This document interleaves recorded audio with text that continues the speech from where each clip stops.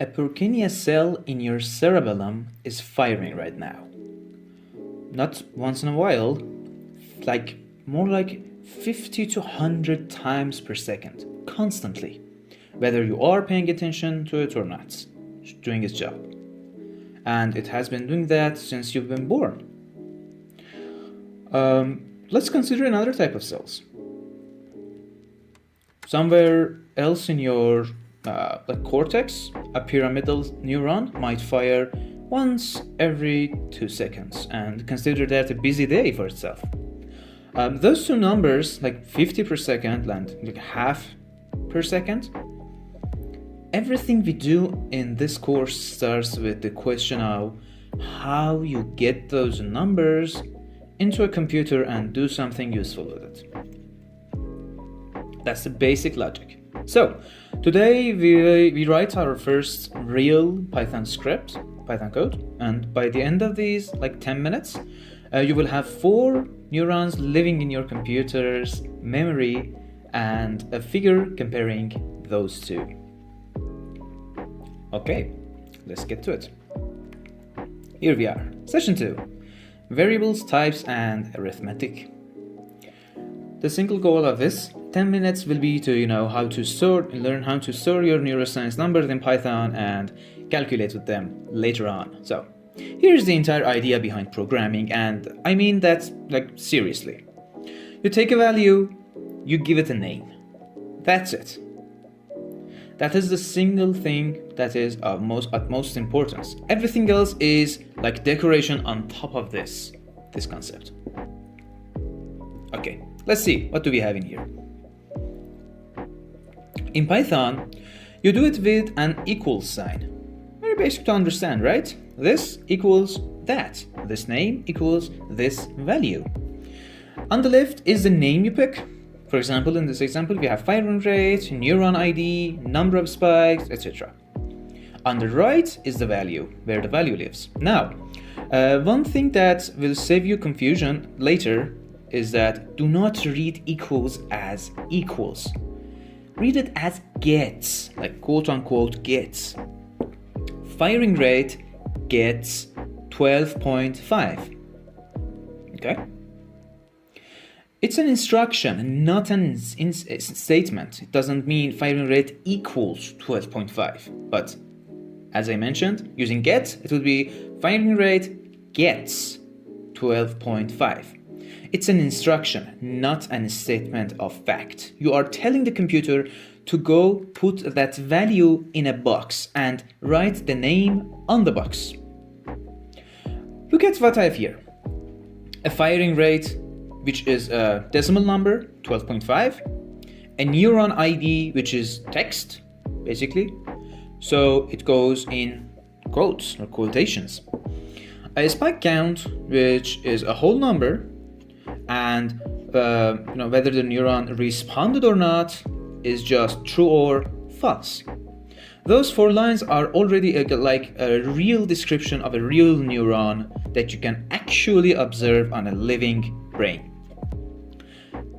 This is not a toy example, this is an actual example. This is roughly what a row in an electrophysiology dataset would look like. Okay, let's run it and see what happens. Okay, and there they are. Nothing exciting happens. The values are just sitting in the memory now, waiting for us, to work with them. We just printed out 2 of them, firing rate and neuron ID. Python cares about what kind of thing a value is. It calls that type, and there are 4 that you will meet constantly. An int, or which is the short for integer, is a whole number. Spike counts, trial numbers, subject numbers, basically like how many number of subjects you can run, those are considered integers, whole numbers. Like you cannot have 2.5 spikes. You basically have observed a spike or not. On the other hand, a float is a decimal number. Values like firing rate, voltages, reaction times are considered floats. Almost everything you measure is considered a float. An str, short for string, is basically as in a string of characters, like region names, condition labels, file path are considered strings. And a bool is either true or false, which is also stands for Boolean. Like, did the neuron fire or not? Did the subject respond correctly or not? So, yes or no, right or wrong, true or false are considered booleans, which you type it as bool in Python. Okay, and basically and did the neuron respond or not, as I mentioned. So, the type, then we have a type function in a type function in Python, which basically, if you want to find out what type of a variable you are holding, it's useful often than you would actually think. Using that at 2 in the morning when you something is not working, you wake up, check on your code and see that, okay, what am I dealing with? What is my variable look like? You just go in, start typing type, parentheses, and your value name, and that way Python will actually give you the type of the variables you're dealing with. Okay, and basically this is why it actually matters, and this is a classic one that gets everybody exactly once. What's these two lines on the left, like 5 plus 5, and the second one. Let's run it, let's see what happens. Okay, 10 and 55. Like, first one did arithmetic, actual math. The second one took two pieces of text and glued them together, because that is what a plus sign means. Like, you hand the text when you hand the text, and nothing here is broken. Everything Python did exactly what you asked. The problem is that they look identical when you print them, and this is the number one reason a spreadsheet you load from a colleague gives you nonsense. Your numbers came in as text and nobody told you. Okay then. Python is cool because it inherently knows arithmetic. Let's compute something real. Firing rate is byte count divided by how long you have recorded, and that is the whole formula. It sounds almost too simple, but to be worth a name, but there is like 100 years of history behind it. In 1920s, Adrian was recording from single sensory fibers, and he showed that when you stretch a muscle harder, the nerve does not send a bigger signal. Every spike is the same size. So just as simple as this type of formula, there's history behind it, and there are like tons of other actual knowledge built upon this simple equation that we see here. So basically every spike had the same size. What changes is how many of them arrive per second. That is basically called like rate coding, and it won him a Nobel Prize in 1922. So it's also the reason this one line of division is doing more work than it actually looks like. Let's run it and see what happens. So basically, number of spikes and how long have you been recording. If you divide them, you get the firing rate. 250 spikes in 20 seconds, 12.5 spikes per second, 12.5 hertz actually. Okay, let's move on. Let's see what's happening. The operators you get are the ones that you would expect. The operators you're dealing with, basic arithmetics, division, plus, minus, star for multiplication, and slash for divide. And 2 stars means to the power. Two that are less obvious and genuinely useful. 2 slashes gives you the division with decimal thrown away, like the whole part only. And the percent sign gives you the remainder, which sounds like a math class, really, until you actually need to know which block trial 37 was in, and then it is the only tool that actually works while you're working. So run it and see what happens. As expected, basic mathematics. 7 divided by 2, 3.5. 7 double slashes is double slash 2 is 3. 7% 2 is 1, as expected. Okay. One more thing before we actually start plotting, like illustrating what we're dealing with here. This one you will use for the rest of your life. Print. You've already seen it. It's like the cornerstone of programming and debugging and logging. It's very useful.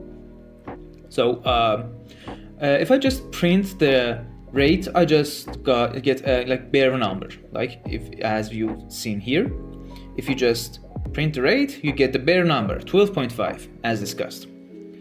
But you would get like no idea what it's referring to. You can't, like, there is nothing to point to it. An F string is what we need here. It's basically an F before the string that we're going to print. Gives us the tool that we need. You put the letter F before the quote mark, and then anywhere you want a variable, you can put it in curly braces. Python swaps in the value for you, and you have written the text that you require. Let's run it and see what happens. Okay, neuron with the neuron ID, which we defined right up here at the beginning. The neuron ID and other variables. This fired 250 times in 20 seconds. Second line gives us that is a firing rate of 12.5 Hertz. We calculated rate right here. And last one, rounded. If you want to round it, you can actually use this. In an F string, if you do this to the variable you have put in, like it basically the colon to F inside the braces means rounded to 2 decimal places, and that's it, no more. And you can change this number and see what happens actually. I actually want you to go this and actually run these numbers one more time for yourself and see what's going on. You see? 12.5, 12.50, and 3, 12.500. Okay, 3 decimal numbers. So, considering that, this is a small thing. You might actually find it's like very basic, but it is the like difference between a number with 14 digits of fake precision and something a human can actually read and understand. And be honest about like the precision. If your recording was like 20 seconds, reporting firing rate to 60 decimal numbers is a small lie that, you know, researchers about like how much you actually know. Okay, let's put it together and let's like visualize everything. Let's see what happens. Let's actually use like real ballpark numbers rather than made up ones. These are actual values. You can find if you look at the recordings. I have 4 neurons here. A V1 neuron from primary visual cortex, the region that Hubble and Wiesel spent their careers on, well spent actually. One of the cornerstones, one of the gold standards of the neuroscience was actually discovered by them. A V2 neuron and a V2 neuron, one step further along. Okay, a hippocampal cell and a motor cortex neuron actually. Notice like how different the counts are. Like it's very obvious. That is not me picking the dramatic numbers. This is basically what you like naturally happening. Firing rates across the brain really do span orders of magnitude, and where a neuron sits is that range tells you something about what it is for. What is the neuron for actually? Hippocampal pyramidal cells in particular are famously quiet. A play cell can sit almost silent for minutes and then fire hard for 2 seconds, like an animal walks through one specific corner of the room. Averaged over the whole recording, that looks like a very low rate, and average is hiding the entire story. Okay, let's run the cell, see what happened.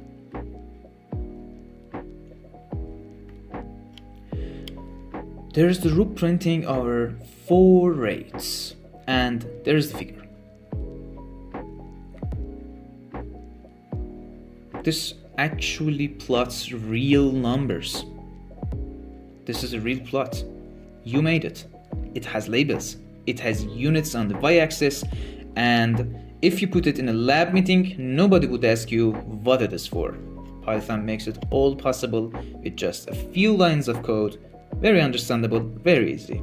I still and always will say that. I encourage you, go on, run the cells for yourself and see what happens.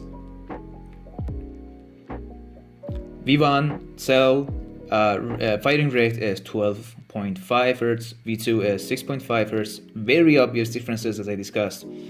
Hippocampus, the cells in the hippocampus fire with the rate of 2.2, and the neurons in the motor cortex fire at the rate of 15.5.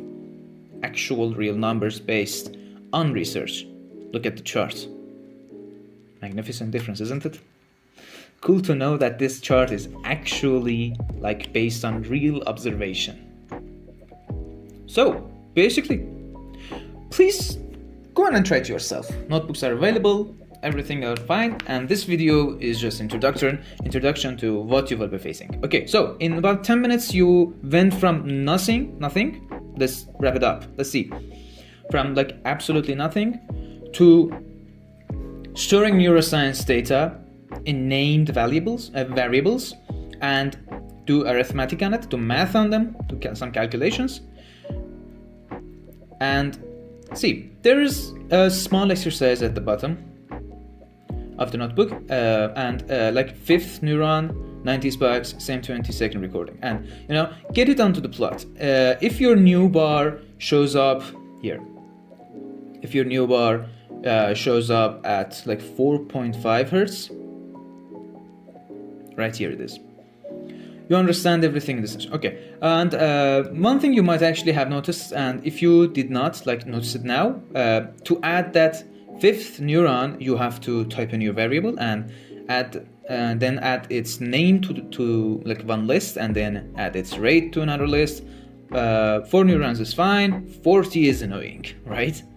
400 is not actually happening. You're not going to enter 400 neuron recordings and basically doing your hands. So next session we fix that with loops, decisions and functions, which is where your code starts being a list of instructions and start being something that you can actually reuse.